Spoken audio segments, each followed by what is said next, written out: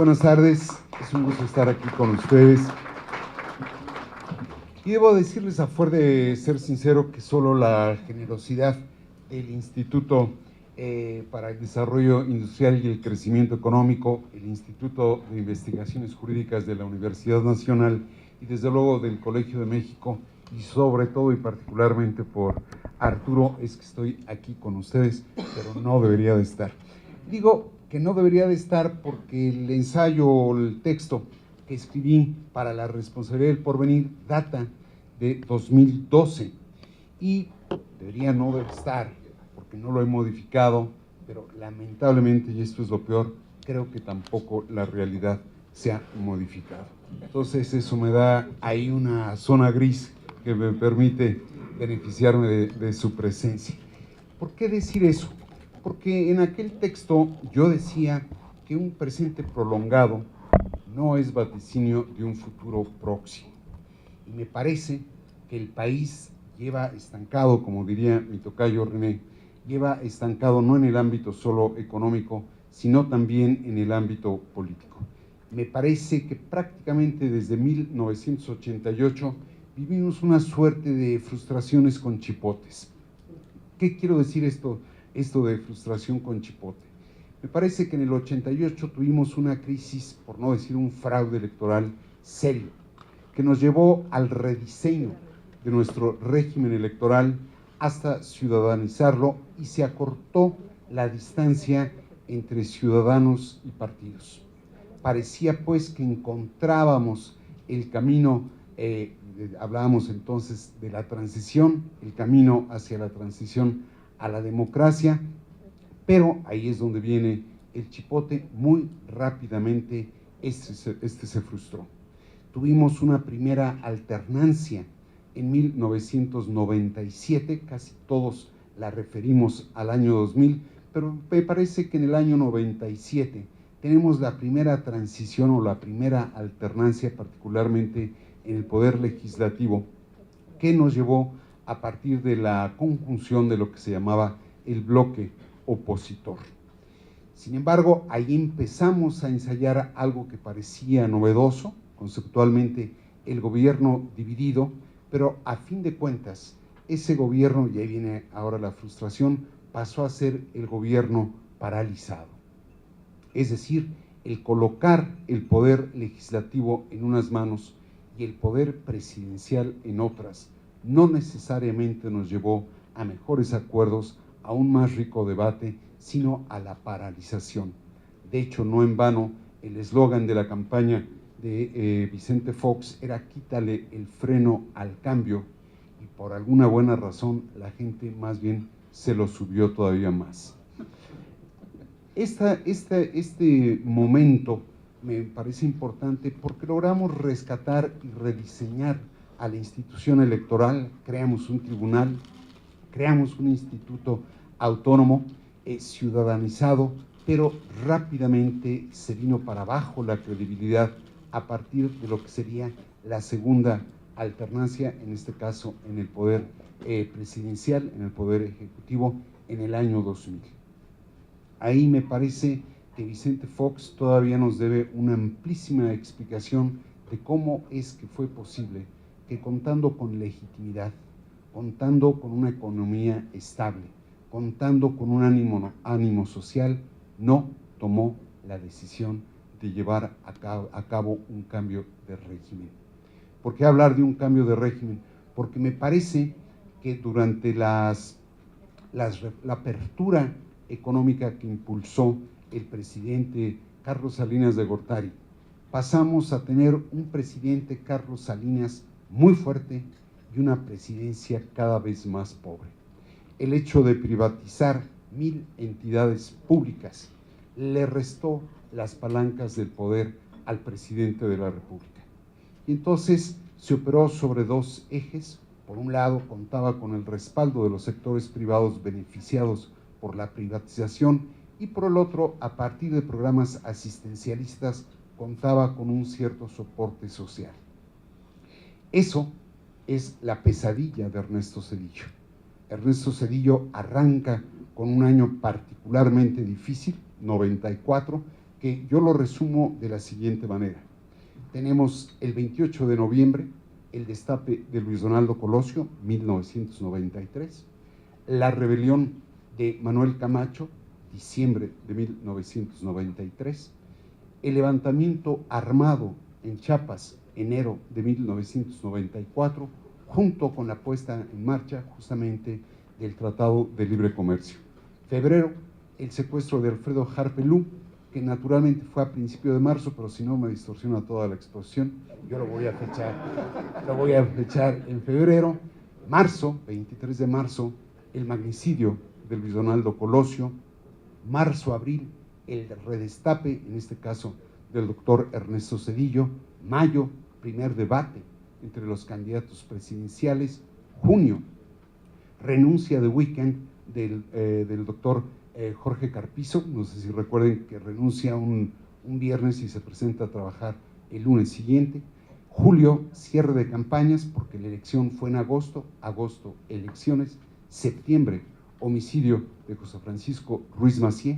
Octubre, obviamente, la rebelión o el malestar de su hermano Mario, fiscal encargado de la investigación de su propio hermano. Noviembre, rebelión en el PRI junto con integración de gabinete. Diciembre, relevo en el poder. Enero, error de diciembre. Y finalmente, febrero, captura de Raúl Salinas de Gortari. Esos son los 15 meses del año. Digo, me corrí un poquito a noviembre 93 hasta febrero 95, pero esos son, me parece, que 15 meses, 14 meses fundamentales en el porvenir justamente de esta nación. Si ustedes recuerdan, Ernesto Zedillo, en su origen, pretendía visitar al PRD en la Cámara de Diputados porque creo que sí advertía que donde estábamos, la pierna de la que estábamos cojeando era la pierna de la política. Se frustra la posibilidad y pasa a ser un supersecretario de Estado, pero no tenemos un jefe estrictamente del Ejecutivo que permita rehabilitar el régimen que va en franca decadencia. Tenemos, como decía, el relevo en el poder en el 97, la alternancia en el poder legislativo, y en el 2000 el relevo en la presidencia de la República. A partir de ahí, a mi parecer, hemos tenido 3 administraciones y ningún gobierno.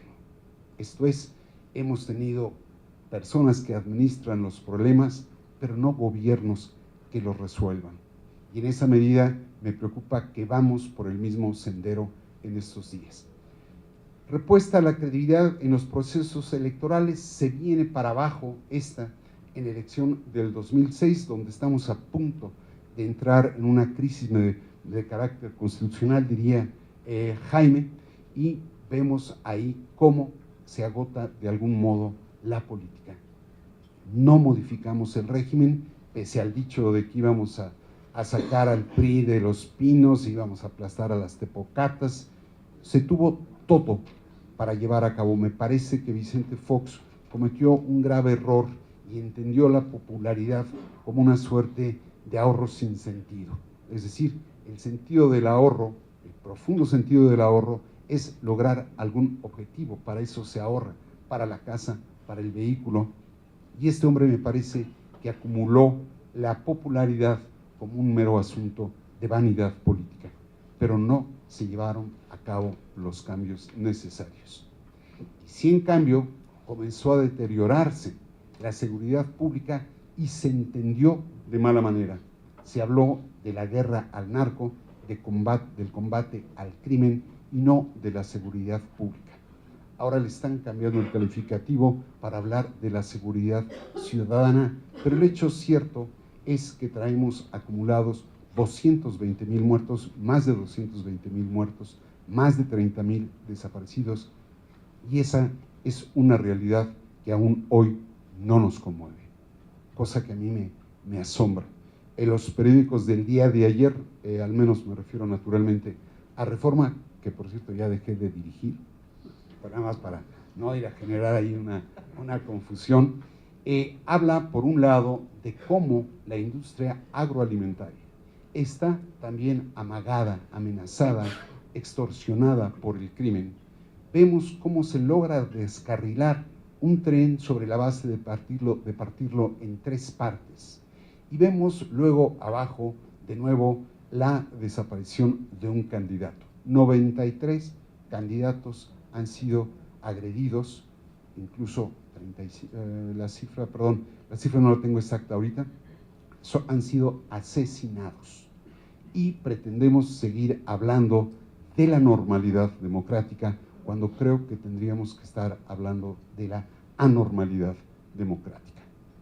Se viene para abajo la credibilidad en las instituciones electorales y pasamos de aquel viejo régimen de partido único o partido dominante a un supuesto régimen plural de partidos que deriva en una partidocracia.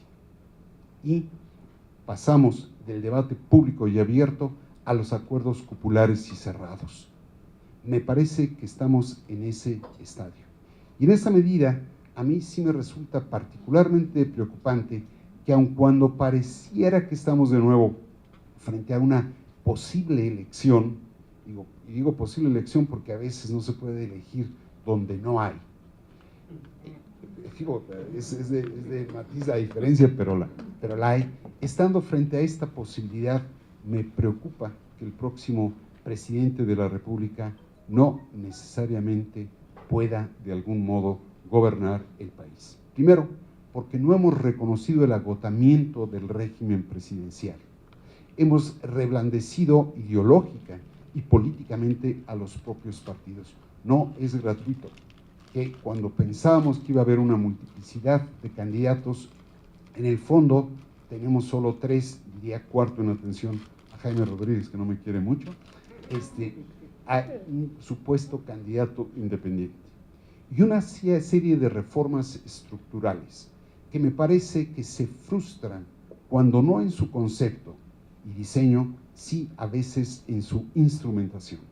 Esto es, particularmente para mí eran 3 las reformas centrales: 1, y fundamentalmente la político-electoral, la educativa y eventualmente la energética, sobre la base de que primero se hubiera hecho una reforma administrativa de Pemex y no la inversa. Primero se abrió el mercado de la energía y ahora queremos convertir a Pemex en una empresa productiva del Estado cuando vemos que está quebrada.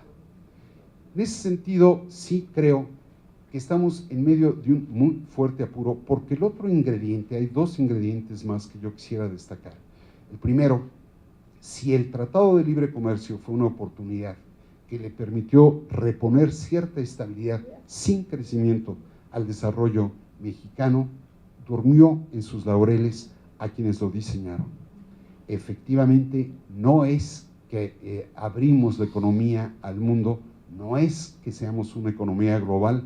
80% del comercio, poco más del 80% del comercio es con los Estados Unidos. Y nos colocamos en una zona de confort donde ya no importaba tanto abrir el país al mundo como engancharlo al norte de América. Y hoy que nos encontramos con un populista de derecha medio esquizofrénico, allá estamos en un muy fuerte apuro, porque si bien, y aquí está el especialista, se comienzan a voltear a ver hacia Asia y un poco hacia Europa, lo cierto es que reponer la economía de exportación que traíamos no va a ser algo rápido. Con el ingrediente extra de que efectivamente la economía de exportación no arrastró al convoy de la economía interna. Y sí, en cambio, traemos mucha pobreza, mucha desigualdad, mucho malestar, y en ese sentido es donde creo que hemos estado viviendo un presente prolongado. Ahí es donde yo veo el próximo apuro, es decir, el porvenir inmediato es, primero habrá que ver que terminen las elecciones, ver cómo terminan las elecciones, pero me parece que urge rediseñar el régimen político mexicano, replantearnos cuál es el régimen de partidos que queremos, porque regreso un poco a un punto que dejé ahí medio flotando. Hablaba yo de las coaliciones. Y son coaliciones muy extrañas, muy pragmáticas, muy oportunistas, donde de pronto tenemos a un partido evangélico con un partido de izquierda, a un partido de derecha con un partido de supuesta izquierda, y tenemos un supuesto centro que hace tiempo que está descentrado. Entonces, es difícil discernir cuál es el pensamiento ideológico de estos, cuáles son los acuerdos que van a lograr a su interior teniendo disparidades ideológicas tan profundas, y en esa medida creo que lo que vamos a ver después de la elección es una crisis profunda de los partidos políticos. El ingrediente novedoso que hemos visto en estos últimos años es el de una activa participación de las organizaciones de la sociedad civil, que ha logrado integrar o combinar en una tríada tres valores. Evidentemente, el conocimiento académico, el activismo social y el apoyo o el soporte de algunos servidores públicos o representantes populares que han entendido desde el poder legislativo, judicial o incluso ejecutivo algunos de los reclamos de la sociedad. Pero a mi parecer, esa reactivación de las organizaciones de la sociedad civil tiene dos problemas. Uno, se ha metido al campo donde el PRI le encanta pelearse, que es legislar. ¿Quieres que legisle? Lo que quieras. Lo que yo garantizo en la Constitución, lo niego en el reglamento. Ese es un ámbito natural del PRIismo. Y el otro, no ha sabido articular de conjunto el malestar social. O combatimos la corrupción, o combatimos la inseguridad, o apoyamos la reforma educativa, pero no han sabido encontrar cuál es el denominador común de estos focos que de pronto no llegan a vertebrar verdaderamente una influencia y un empuje para modificar al conjunto del régimen. En ese sentido, creo que vamos todavía a pasar días difíciles, incluso después de la elección, y habrá que ver si entonces nos damos a la tarea de hacer, que es lo fundamental, cómo entendernos civilizadamente entre nosotros. Muchísimas gracias.